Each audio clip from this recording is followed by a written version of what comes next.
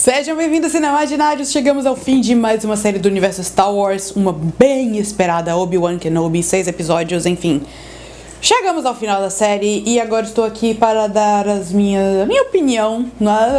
Eu não vou fazer episódio a episódio, eu vou ressaltar pra mim os pontos altos, os pontos baixos e se no geral pra mim a série funcionou ou não funcionou, mas acima de tudo se ela foi necessária ou não. Antes de qualquer coisa, se você for novo por aqui, por favor, se inscreva no canal, clique no sininho pra receber a notificação de um vídeo novo e curta o vídeo. Vamos lá, Obi-Wan Kenobi passa aí há 10 anos após os eventos de A Vingança do Sith. 10 anos depois, Obi-Wan em Tatooine e de repente ele é chamado pra uma missão.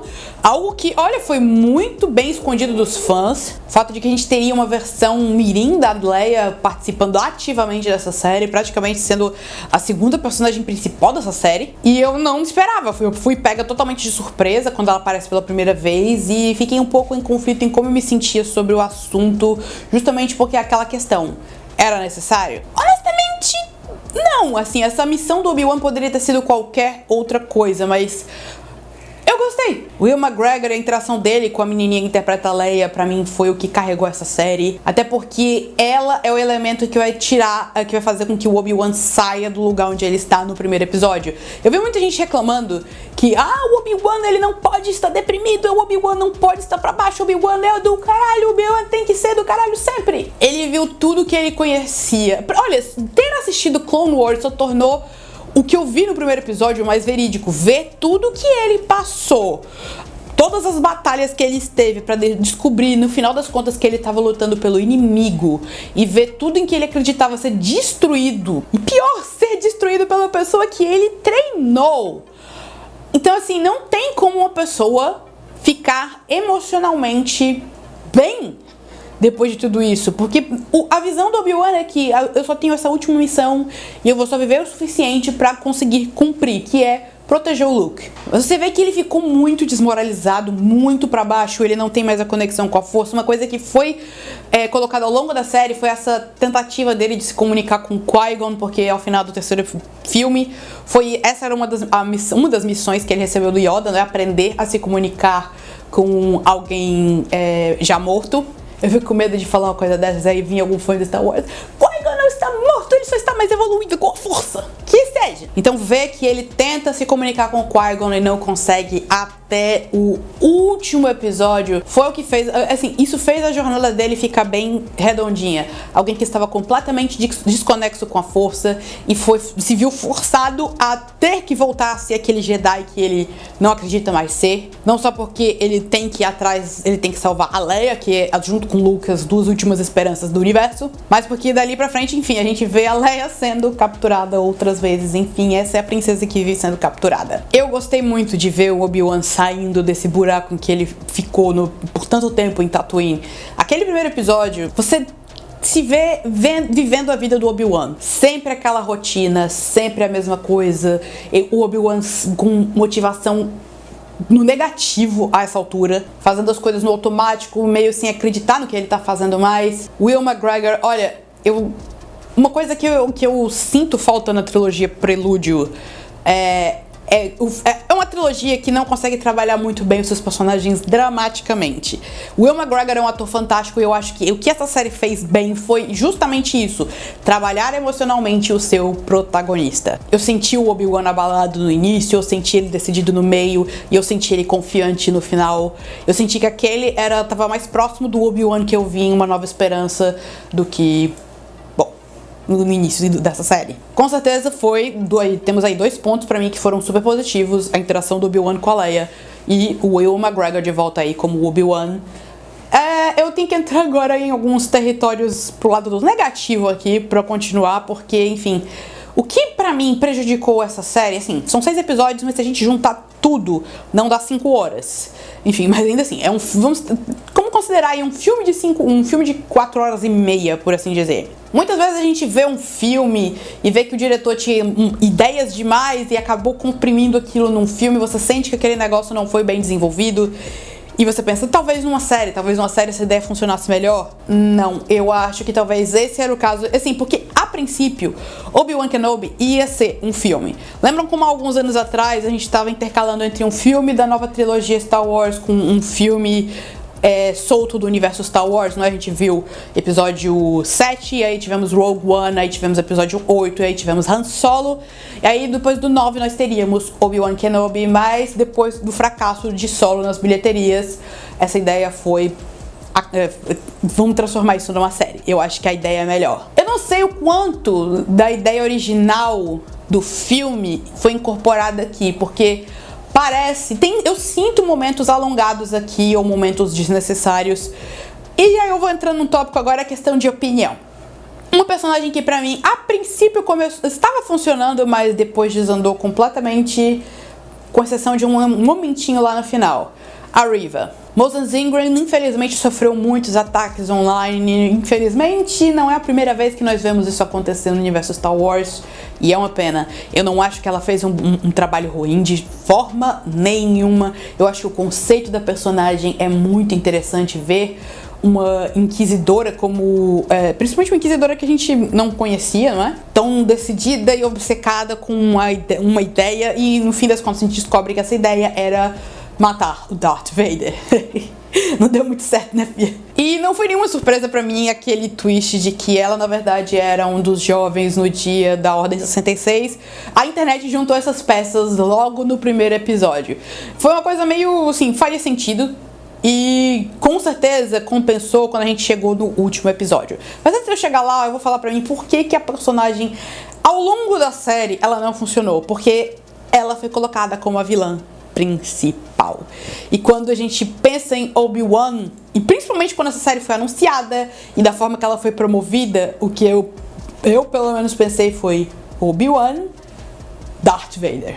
Eu tava realmente empolgada pra ver como Darth Vader poderia ser mais trabalhado dentro de uma série. O problema é que esse tempo de desenvolvimento que eu imaginei foi todo tomado pela Reva.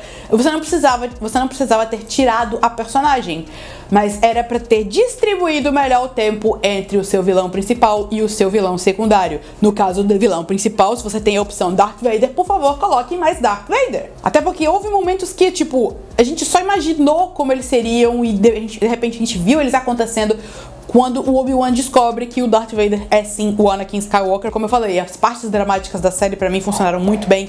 E esse foi um dos meus momentos favoritos em que eu senti calafrios. Quando a série trabalha Obi-Wan com o Anakin, é quando ela funciona melhor. Por exemplo, a gente teve toda uma cena no episódio 5 da gente vendo um duelo entre os dois, ainda... quando Anakin era um Padawan, e você vê como esse duelo é um reflexo do que está acontecendo atualmente. A forma como o Anakin luta e a forma como Obi-Wan luta, não só fisicamente, mas também mentalmente. E eu queria ter visto mais disso, muito mais disso. Eu queria ter visto momentos... Eu queria ter visto os dois na época dos Clone Wars com as armaduras da série. Eu queria ter visto mais dos dois. Porque até na trilogia Prelúdio, eles dois nunca são o foco. E quando a gente vai pra Clone Wars, sim, tem mais destaque. Mas eu queria ter visto mais isso na versão em live action também. Eu queria ter visto esses dois trabalhados mais juntos. A Reva começou a tomar mais espaço que eu queria ter visto ser preenchido pelo Darth Vader. E com isso eu comecei a ressentir a personagem. Porque era tipo, não era pra ser você. Não que ela esteja ruim, mais uma vez. É porque eu passei todo esse tempo apegada a Darth Vader, Reva, pra de repente você tomar o espaço do cara com uma personagem que eu acabei de conhecer e dar mais espaço a ela do que a ele. Eu fiquei chateada. E até porque a personagem é um tanto inconsistente pra mim. Porque no primeiro episódio você vê a Reva sendo completamente brutal, arrancando as mãos do povo, falando que é pra quando você tentar pegar em alguma coisa, você vai lembrar da gente. Pra do nada chegar lá no episódio 5, negociar com o Obi-Wan sobre ele conseguir tirar os refugiados enquanto ela segura o Darth Vader. Enfim, pra mim isso não fez o mínimo sentido. Porque eu sei que sim, ela fez isso porque ela também queria criar essa situação onde ela estaria a sós com o Darth Vader. Mas enfim, filha, se você trabalhou pro cara por 10 anos, você sabe que você não é paio. Então não só essa armadilha não fez sentido, mas a decisão dela de compadecer dos refugiados não fez sentido também em comparação a como essa personagem foi apresentada. E eu sei que tudo isso tem a ver com o fato de que a Disney tá querendo... Bom, a Lucasfilm tá querendo fazer um projeto solo pra personagem. E eu, honestamente, não não tenho interesse. Eu acho que ela foi bem trabalhada ao longo dessa série, foi uma personagem interessante, até porque, diferente de Anakin Skywalker e Kylo Ren, ela termina viva no final. Então ver alguém que saiu do lado sombrio e ir pro lado da luz é algo até meio inédito aqui. Mas, mais uma vez, eu fiquei ressentindo a personagem porque ela estava ocupando o espaço de alguém que eu queria ter visto mais. Então, pra mim, assim, o que foi apresentado dela aqui, pra mim já foi bem trabalhado. Foi horrível ver a forma como ela era desprezada pelos outros inquisidores, pelo grande inquisidor, até o momento em que ela é destruída pelo Darth Vader. Olha, vamos falar o seguinte. Eu não sei se eu deixo pra falar agora, pra falar quando eu for falar do Darth Vader. Não, eu vou falar quando eu chegar quando eu for falar do Darth Vader. Mas um momento mais forte da personagem pra mim, com toda certeza, foi lá no final. Enfim, ela está com o Luke na mão e no momento em que ela vai pro golpe fatal, né, ela começa a se ver se transformando no Darth Vader, se transformando no monstro que ela testemunhou, que ela viu matar todos os amigos dela quando ela era apenas uma criança. Então, ver esse momento, ver a personagem se transformando nesse momento, pra mim, foi o ponto alto dela. Preciso ver mais dela? Não, honestamente, eu não tenho tanta curiosidade de ver algo solo da Reva. Como eu falei, não criei apego bastante pra acompanhar ela num projeto só dela. Vamos falar um pouquinho aqui dos novos personagens que foram apresentados aqui, não é? A gente teve a Tala, interpretada aí pela Indira Varma, o Raja, interpretado pelo Kumail Nanjiani, e são dois personagens que, no papel, eles têm o que é necessário para essa série. Porque como se trata de tirar o Obi-Wan do fundo do poço, é através da tragédia dos outros que ele vê que o quanto ele ainda é necessário. E eu acho que tanto o Raja quanto a Tala tinham boas histórias. Não só eles, tem outros personagens, mas enfim, pra mim os dois grandes destaques são eles. Eles tinham histórias que, toda vez que quando eles contavam, eu ficava pensando, por que eu não tô vendo essa história sendo mostrada? Por que eu tô ouvindo ela ser contada? E agora vamos falar do cara, né? Darth Vader. Eu queria tanto ter visto mais dele. O Hayden Christensen tá... Eu sei que poderia ter sido qualquer pessoa por trás da máscara, mas trouxeram o Hayden Christensen de volta e você vê isso principalmente na hora que o cara tá lutando. Você vê aquele estilo de luta do Hayden Christensen na trilogia Prelúdio. E olha, pode falar o que quiser da era Disney do Star Wars, mas eu tenho que admitir uma coisa.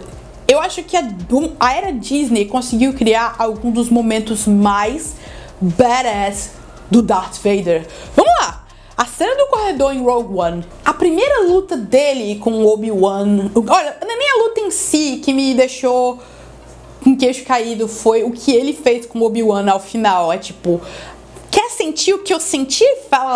E arrastar o cara pelo fogo. Eu fiquei... Uou! Segurar uma nave com a força, aquilo foi demais pro meu coração. E a forma como ele humilhou a Reva naquele duelo em que ele nem sequer se deu ao trabalho de tirar o sabre de luz dele do coldre, porque, enfim, você não merece. Enfim, achei o cara desperdiçado, queria ter visto bem mais.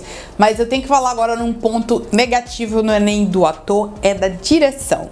A Deborah Chow dirigiu todos os 6 episódios aqui, o que eu achei uma pena, porque o costume em séries é os episódios serem dirigidos por múltiplos diretores, e eu acho que isso é o certo, porque assim, a Deborah Chow é boa, como eu falei, em extrair os momentos dramáticos, mas na hora de criar os momentos de ação foi quando eu realmente queria outra pessoa na direção. Uma coisa que ela faz, que eu acho que diminui tudo nessa série, é que ela sempre mantém a câmera muito fechada. É muito difícil você ver ela realmente explorar o ambiente onde o personagem está. Isso não é nem porque é uma série, mas cara, vamos comparar com The Mandalorian ou até mesmo com The Book of Boba Fett.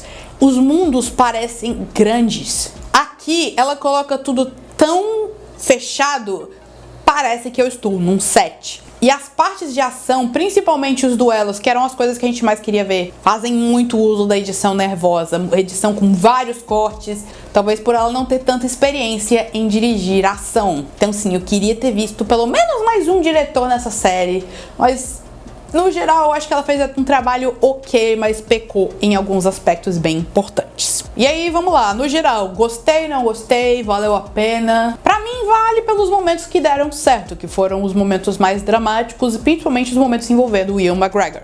Enfim, eu entendo que essa série quis ir pra um lado mais dramático, até porque pela forma que o Obi-Wan nos foi apresentado no início, é realmente o que seria o ponto forte, mas, mais uma vez, eu não sei se essa era a ideia original do filme, mas quando você estica isso pra uma série, você precisa colocar algumas coisas a mais entre um momento dramático e outro. E foram esses momentos mais explosivos que eu senti falta de uma mão mais experiente nesse gênero. Olha, eu não vou mentir que eu tava esperando mais.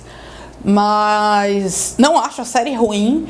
Eu acho que vai ter gente saindo decepcionada e gente que vai só tentar curtir os momentos que eles estavam esperando, tipo duelo entre o Obi-Wan e o Darth Vader, né? Ver os momentos do Obi-Wan com a Leia, ou aquelas apariçõezinhas, aquelas participaçõezinhas marotas, não é, tipo o Sr. Qui-Gon Jinn. No geral, eu acho que eu não sei se o meu balanço vai ficar mais pro negativo ou pro positivo, mas com certeza eu não tô tão animada agora como eu tava quando eu assisti o trailer pela primeira vez.